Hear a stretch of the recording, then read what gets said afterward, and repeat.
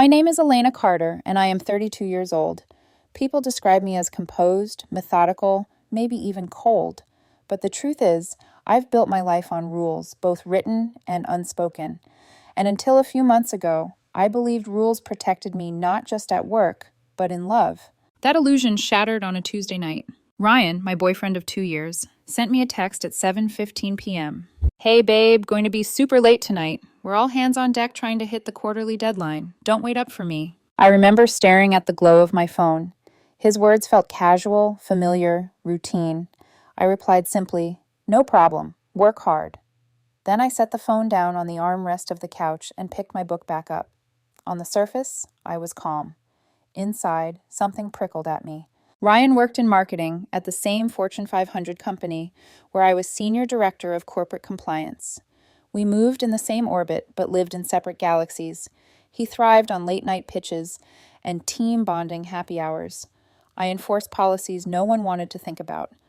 Our relationship, at least in my mind, had been a balancing act. He was chaos. I was order. He softened me. I grounded him. At least that's what I told myself. An hour and a half later, I put my book aside. My mind was restless. I opened Instagram, scrolling mindlessly, killing time before bed. That's when the photo appeared. It wasn't on Ryan's feed, of course. He was too careful. It was on the account of a junior marketing associate named Jeremy, an oversharer, the kind of kid who posted every team lunch, every group selfie, every blurry bar night. The caption read, "Deadline crushed. Team celebration." There they all were, squeezed into a booth at some downtown bar, drinks raised high, cheeks flushed from alcohol and adrenaline. 10 people, maybe 12, crammed together. But my eyes locked instantly on the center of the frame. Ryan. And on his lap, laughing with her head tilted back, was Natalie, his ex-girlfriend. His arm wrapped around her waist, his hand resting higher than it should have been.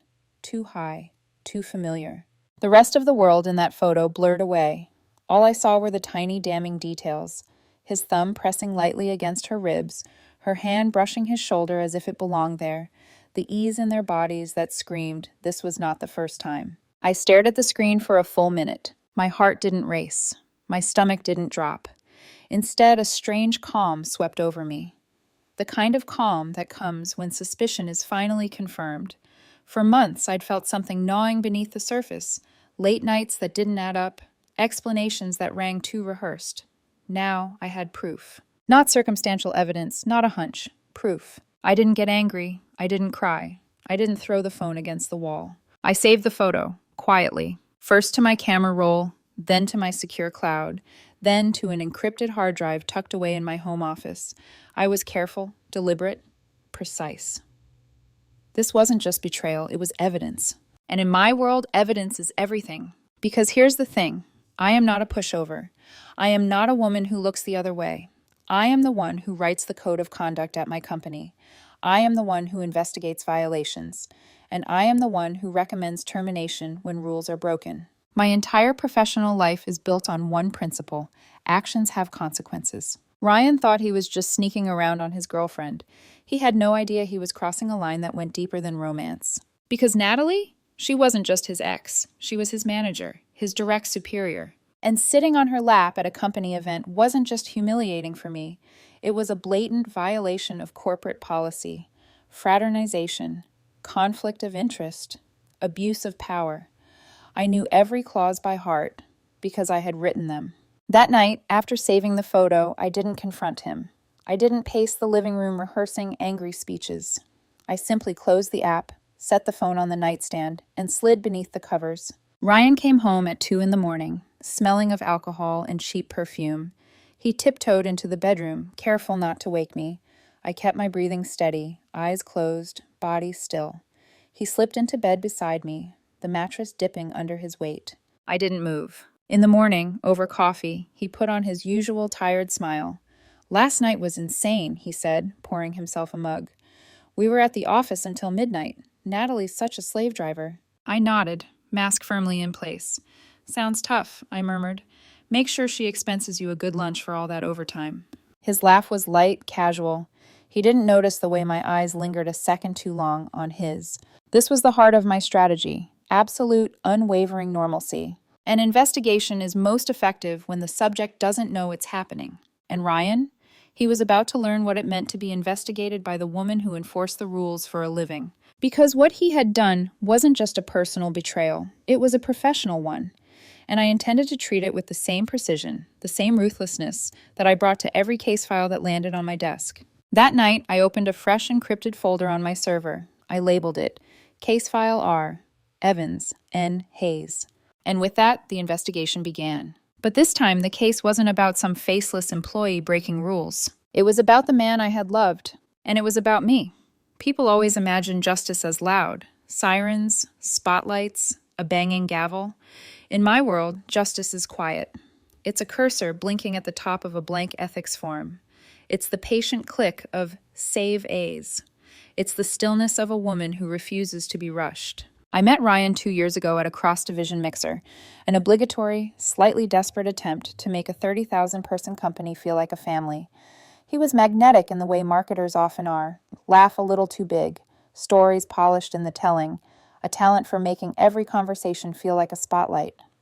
I remember thinking he was the kind of man who could sell rain to a thunderstorm. I also remember the thought that followed, I should keep my umbrella. He told me my job sounded noble. Compliance. The department people joke about until they need us. I told him his job sounded creative, which is the polite word we use for chaos. He liked that I was steady. I liked that he could light a room. From the beginning, I enforced clean edges. No joint accounts, no shared credit cards. The mortgage stayed in my name. I had purchased the house long before him. We split utilities, groceries, basic things. He called my systems intense. I called them boundaries. Later, I would learn that my boundaries made me useful to him, a stable base from which to launch riskier ventures. After I labeled the evidence folder, Case File R. Evans/N. Hayes, I shut my eyes and pictured the company playbook, not the glossy handbook in the welcome packet, the real one. The sequence HR follows when a credible, well-documented complaint lands in their inbox. Preserve evidence, pull access logs, collect digital comms, review expense reports, isolate conflicts of interest, interview principals last. I have taught versions of that training. I have written sections of that script. I opened a fresh browser window and created a new, untraceable email. No personal tells, no punctuation quirks. I built the ethics complaint the way a surgeon preps an incision. Steady hands, controlled breath, absolute clarity of purpose. The subject line was neutral. Potential policy violations, marketing, manager/subordinate relationship. The body was colder. Dates, times, policy citations, fraternization with a direct superior, conflict of interest in promotions and performance assessment, unprofessional conduct at a company, adjacent event, misuse of company resources, strongly suspected based on patterns of travel and hospitality. I attached the image Jeremy had posted, the one he would almost certainly delete in the morning, and I preserved the URL, the timestamp, the geotag, the list of tagged attendees. I added a single note. Perceived familiarity appears long-standing rather than incidental. I read it twice. Then I sent it to the one person whose job requires taking this more seriously than anyone else, the head of HR investigations. Click. The room didn't change temperature. The house didn't creak. Somewhere in the neighborhood, a dog barked twice and quieted, but I felt the floor of my life tilt an imperceptible degree, as if the house itself were acknowledging a new gravitational center. The next morning, the performance began. Ryan shuffled into the kitchen, bleary-eyed, kissed the crown of my head, and grabbed a glass. "You're up early." "I slept lightly," I said, pouring coffee. "How was the deadline push?" He took a long drink. "Brutal. Natalie's got everyone sprinting. We'll probably be doing late nights all week." I set a mug in front of him. "Make sure she expenses you a decent lunch." He laughed, easy and boyish. It would take days before his eyes would learn to scan a room for danger. For now, he believed the world was still soft in the places he needed it to be. I went to work and did not deviate from routine. That's the trick people forget about investigations. From the outside, they look exactly like a normal day. My badge beeped at security. My inbox bloomed with new policy drafts. I answered questions about third-party due diligence. I led a training on anti-corruption controls and listened to the familiar jokes. "Don't worry, we'll be good," and smiled the exact amount required by custom. Around noon, a short message pulsed across my phone, an internal receipt that only a handful of people would recognize for what it meant. The HR case had been assigned. I could picture the room where they would sit. Whiteboard, wall clock, the glass stillness of professionals who have practiced being unreadable. I ate my salad and thought about the first month Ryan and I dated. He had called me complicated once, with a grin that made it sound like a compliment. I knew what he meant. My need for order, for clean records, for the dignity of things in their proper place. It made some people restless. But I didn't apologize for it then, and I wouldn't now. I had lived through the chaos of leaders who believed rules were quaint suggestions. I had watched teams burn because charm told them the flames were candlelight. That evening, I suggested takeout. He offered to pick it up on the way home, and then he was late, and then later. I ate at the counter with my laptop open, a spreadsheet of internal expenses hovering like an X-ray. People think you need access. You shouldn't have to see what you're not supposed to see. Usually, you just need to know where to look. At 10:37, a new file went into the case folder, a log of shared account rides from 6 months before he moved in. The destinations were ordinary until they weren't. A hotel our company prefers for offsites, a restaurant my department avoids for investigations because the private rooms have no sightlines, the office after midnight on a national holiday. The receipts didn't prove anything by themselves. Patterns rarely do, but they sketch the outline before the paint goes down. Saturday, Ryan left for brunch with friends who use the word legendary to describe things that happened inside 48 hours. I let the house settle. Then I walked into the shared office and opened his personal laptop. He had never bothered to password protect it. I have never understood people who treat their devices like open diaries. I searched for Natalie's name. The chat client bloomed with threads. I didn't scroll fast. I didn't need to. The first screen held enough. Flirtation dressed as wit, private jokes built from public meetings, and threaded between them, the rotten heart of it, a promise of a title he hadn't earned yet, a nudge about keeping your head down and on the team, an offer to make the promotion cycle smooth if he stayed loyal. I didn't need to download anything. I photographed the screen cleanly, angle squared, glare controlled, metadata stripped from the process. In my world, chain of custody is the difference between a feeling and a fact. Email drafts. Calendar holds blocked as team sync in slots that were anything but. An expense report coded as client dinner. On a night I could place us at my mother's birthday. Photos, time-stamped, a cake with a crooked candle. I took the photos I needed and left the rest. You don't overwhelm an investigator with noise. You hand them a rope and step back. I compiled the second dossier and constructed a new anonymous address. This time, I sent it to the lead investigator by name. I am a colleague of Ryan Evans. I understand a review may be in progress. The attached images and notes may assist. I prefer to remain anonymous due to fear of retaliation. No flourish, no editorializing. Facts are heavy enough without sentiment. When Ryan came home, he was buzzing. Too much energy for an ordinary afternoon. Brunch turned into watching the game, he said, dropping his keys. How was your day? Uneventful, I said, closing my laptop. Quiet. He studied me for a second, some animal instinct rattling the blinds. Then it passed. He asked about dinner plans. On Tuesday, a hairline crack appeared. He stood in the doorway of the living room, face pale in the blue wash of his phone. Weirdest thing happened today, he said, forcing a laugh. HR pulled me in for a quick chat. Natalie, too. They asked about our team's working dynamics. He wiggled his fingers in the air, like the words were a joke trying to land. Oh?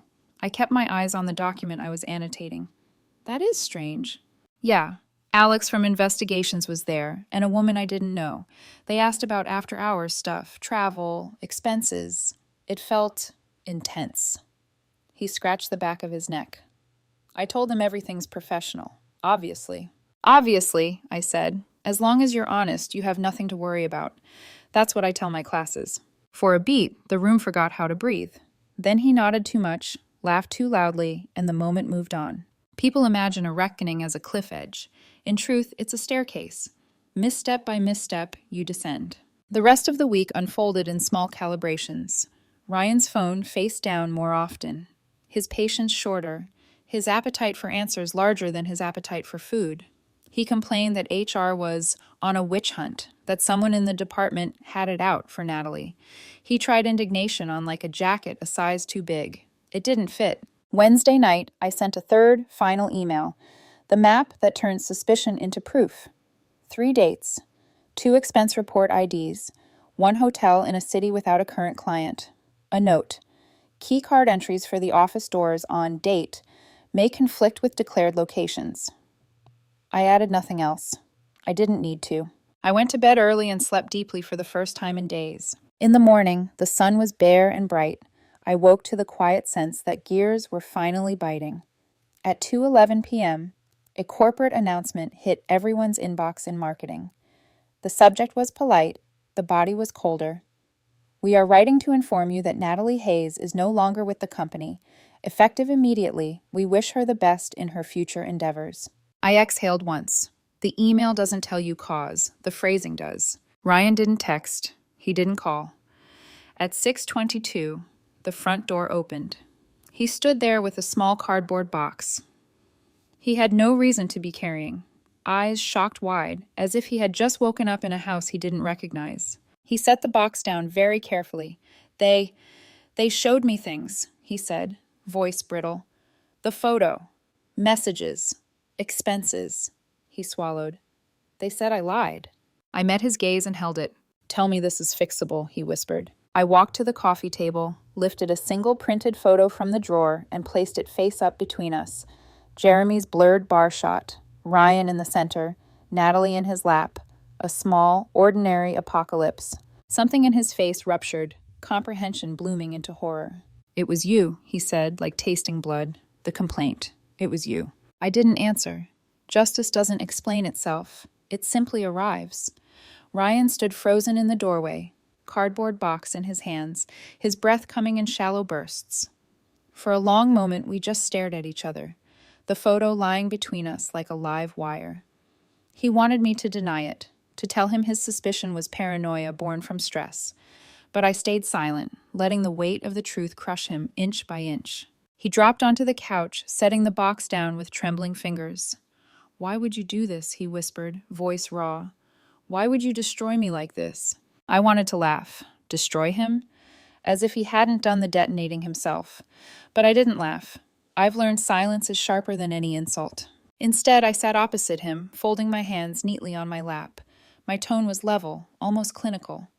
This isn't about me, Ryan. This is about choices, and choices have consequences.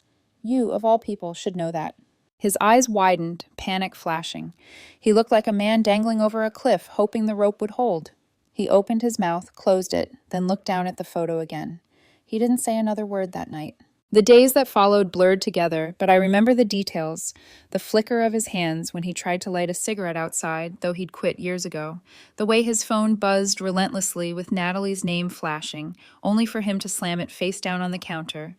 The hollow sound of his laughter when his friends texted, asking why he wasn't at the bar. I didn't rush. I didn't force confessions. I let him unravel on his own. Because I knew what was coming next. While Ryan stumbled through the wreckage, I sharpened the blade. Saturday morning, when he left to clear his head, I went back to his laptop. He never changed the password, because there never was one. The arrogance of men like Ryan is astounding. They believe their secrets live in shadows no one else dares to check. It took less than 10 minutes to uncover more than enough. There were messages, hundreds of them, threaded through late-night chat logs. Natalie promising him a promotion, dangling titles he wasn't qualified for. Her words dripped with suggestion. Stay loyal, and I'll make sure you're rewarded. His responses were equally damning. Anything for you, Nat. I owe you everything. Flirtations, inside jokes, subtle digs at me, mocking my rigidity, my robotic adherence to rules. Every line burned into me like acid. I didn't rage. I didn't cry. I took high-resolution photos of the screen, framing each one with the precision of a forensics photographer. No screenshots, no downloads. That would leave a trail. My evidence had to be clean, undeniable, irrefutable. I moved to his email drafts next. Dinner receipts coded as client meetings on nights I knew exactly where we'd been, like my mother's birthday. I still had the group photo saved, my mother laughing over a crooked cake, timestamped to the exact minute Ryan had supposedly been dining with a client. Piece by piece, I built the puzzle, and every piece fit perfectly into the picture of a man whose career was built not on talent, but on deceit. By Sunday evening, my dossier was complete. I crafted another anonymous email, this time to the lead HR investigator I knew was assigned. I attached the photos, added my notes, kept my tone clipped and factual. I am a colleague of Ryan Evans. I am aware an investigation is underway. Perhaps this will be helpful. I wish to remain anonymous due to fear of retaliation. Send. No flourish, no signature. The trap was baited. Tuesday night, Ryan came home jittery, pacing the living room with a glass of whiskey he didn't drink. HR called me in again, he said, his voice strained. And Natalie, too. They asked about expense reports, after-hours events. It was like they already knew everything. I tilted my head, masking my satisfaction. That does sound strange. What did you say? What do you think I said? He snapped, then softened. I told him the truth, that Nat and I just work well together, that it's all professional, nothing inappropriate. He looked at me as if seeking reassurance, like a schoolboy hoping the teacher won't notice the cheat sheet under his desk. I offered him a faint smile. Then you have nothing to worry about. He flinched, the words slicing deeper than he expected, because he knew. Deep down, he knew. The following days were a masterclass in slow destruction. Ryan's anxiety became a living thing. His phone never left his hand. He was irritable, jumpy, snapping at me for the smallest things. His excuses piled up, flimsy and transparent. He muttered about a witch hunt, about someone having it out for Natalie. His voice grew harsher every time he said her name, but he couldn't stop saying it. I watched it all unfold, stone-faced. On Wednesday, I delivered the kill shot. A final anonymous email. Technical, concise, devastating. I flagged specific expense reports, highlighted a dinner on a night when he and I had been out together, a verifiable alibi proving the lie, pointed to a hotel bill in a city where our company had no clients, a business trip that was, in fact, Natalie's friend's bachelorette party. This wasn't circumstantial anymore. This was fraud. And I knew HR wouldn't let that stand. By Friday afternoon, the hammer dropped. A company-wide email. We are writing to inform you that Natalie Hayes is no longer with the company. Effective immediately, we wish her the best in her future endeavors. Corporate speak for, she was fired, for cause, with no chance of return. 2 hours later, Ryan walked through the door with that cardboard box in his hands. His career, his future, his carefully crafted persona, obliterated. He sat on the couch, eyes vacant, lips trembling. Then he whispered the words I had been waiting for. It was you. Not a question, a statement. The final piece of the puzzle sliding into place. Ryan's whisper still hung in the air like smoke. It was you. His eyes were glassy, hollow, as if some invisible hand had reached inside and pulled out everything that once made him sure of himself. I didn't deny it. I didn't nod either. Silence was enough. Silence is often sharper than confession. The next week became a slow-motion collapse. The HR department is like a machine I know intimately. Quiet, methodical, relentless. They don't strike with a hammer. They dismantle brick by brick until nothing is left standing. Ryan had lied in his initial interview. Natalie had lied too. Their stories, perfectly aligned, were now locked. That was their fatal mistake. Because when investigators hold two identical lies, they don't see harmony. They see collusion. I knew the sequence that would follow. First, forensic audits. Every corporate account, every expense report, every trip charged to the company card. They would trace the breadcrumbs of fraud and conflict like blood trails across the snow. I pictured Linda, the lead investigator assigned to their case, sitting at her desk with her sharp, no-nonsense eyes, scanning receipts. She'd spot the hotel bill in Denver, the client dinner that didn't exist, the double-charged rides to Natalie's apartment. Each item a nail in the coffin. And I had given her the map to find them all. At home, Ryan unraveled. His phone buzzed constantly, Natalie's name flashing like an alarm. Sometimes he answered, his voice low and sharp. Sometimes he ignored it, face paling with each vibration. He grew snappish, paranoid, drinking too much, pacing the living room as though movement could outrun the inevitable. He even had the audacity to complain to me. "This whole HR thing is insane," he muttered one night, pouring whiskey into a glass he didn't need. "It's distracting, unfair. They're twisting everything. And Natalie, she's panicking. She thinks someone set us up." I studied him over the rim of my mug. "Then you just have to tell the truth," I said evenly. "As long as you're honest, you have nothing to worry about." That's what I always tell people. His hand froze halfway to his lips. For a second, his mask cracked. Fear darted across his face like lightning in a summer storm. He forced a laugh, weak and hollow, before downing the drink. I let him stew in that silence. Silence, after all, is where truth echoes loudest. By Thursday, he was fraying completely. He sat hunched at the kitchen table, phone clutched in both hands. "Natalie thinks they'll fire her," he said, voice breaking. "She says someone is feeding HR, like an insider, someone who knows too much." I tilted my head. "Interesting theory." He slammed his palm on the table. "Don't act like you don't care, Elena. My entire career is on the line." Finally, I let my gaze sharpen, my words cutting clean. "Your career was never built on honesty, Ryan. Don't be surprised when it collapses under the weight of your lies." His mouth opened, then closed again. He couldn't find an answer. He left the table, shoulders sagging, retreating into the bedroom like a man carrying his own coffin. Friday afternoon, the guillotine fell. I was at my office reviewing an updated anti-bribery policy when the email hit my inbox. A sterile corporate announcement from the head of marketing. "We are writing to inform you that Ryan Evans is no longer with the company. Effective immediately, we wish him the best in his future endeavors." There it was. The euphemism everyone in corporate knows. Fired for cause. Fired with shame. Fired with no way back. I sat back in my chair and allowed myself a single breath of satisfaction. Not joy, not triumph. Just the cool, quiet satisfaction of justice done. When I arrived home that evening, Ryan was already there. He sat slumped on the couch, a cardboard box at his feet, filled with the stripped-down remnants of his career. A framed certificate, a coffee mug, a few scattered notes. His face was gray, his eyes bloodshot, his hands limp in his lap. "They fired me," he croaked, voice hollow. "They showed me everything. The photo, the chats, the receipts, even the hotel bill." I walked past him, set my bag on the counter, and poured myself a drink. "And?"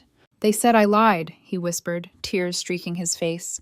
"They said my statements contradicted the evidence, that I breached policy, that I violated trust."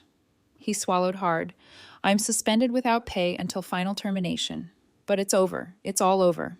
I let the silence linger, heavy and suffocating. Then I carried my glass into the living room and placed a single printed photograph on the coffee table. Jeremy's blurry group shot. Natalie on his lap, his hand on her waist. His head snapped up, eyes darting from the photo to my face. And in that moment, I saw it, the exact instant when the final puzzle piece clicked into place. His lips parted, trembling. "It was you," he whispered again, voice barely audible. "The anonymous complaint, the evidence, the emails, all of it, it was you." I sank into the chair opposite him, lifting my glass slowly to my lips. I didn't confirm it. I didn't deny it. I just took a long, deliberate sip. Because he didn't need me to answer. He already knew. Ryan's face crumpled as the silence stretched between us. He stared at the photograph on the coffee table, then at me, his eyes pleading for some version of me he used to know. Gentle, forgiving, pliable. But that version of me was gone the moment I saw him on Natalie's lap. Finally, he whispered, "Why? Why would you do this to me?" I leaned back in my chair, cradling my glass in both hands, and for the first time in weeks, I allowed myself to speak plainly. My voice was steady, professional, like I was conducting a disciplinary hearing. "Why?" I repeated. "Let me explain it in terms you might understand. You didn't just betray me, Ryan. You violated corporate policy. You engaged in a relationship with your direct superior. You falsified expense reports. You lied to investigators during a formal inquiry. You didn't just cheat on me. You committed fraud against the company that paid you. You gambled with your career and you lost." His eyes widened. He wasn't expecting cold, clinical detachment. He wanted tears. He wanted shouting. He wanted chaos. Instead, I gave him rules, because rules were what he'd broken. "You think this is about us," I continued. "But for me, there's no separation between my personal life and my professional one. Both are governed by the same code of conduct, and you violated both." He blinked rapidly, as if trying to process words that didn't fit into the narrative he'd written for himself. But, but we were in love, he stammered. That has to mean something. I leaned forward, my eyes locking on his. Love without integrity is just manipulation dressed in prettier words. Tears spilled down his cheeks. You destroyed my life over a rulebook. No. I stood slowly, setting my glass down with deliberate calm.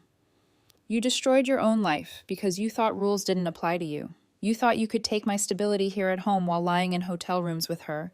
You thought I would never notice, but I always notice, and I always act. I walked to the front door, opened it, and let the night air spill into the room. Your employment at the company is over. Our relationship is over, and your place in this house is over. He jerked upright, panic lighting his face. Where am I supposed to go? I turned, my expression as cold as the marble floors beneath us. That's a logistical problem outside the scope of my department. His mouth fell open, but no words came. He looked at the door, then at me, then at the suitcase I had already packed for him, waiting by the entryway. Take it, I said softly. The rest of your things will be sent to your parents' house by the end of the week. For a moment, he just stood there, trembling.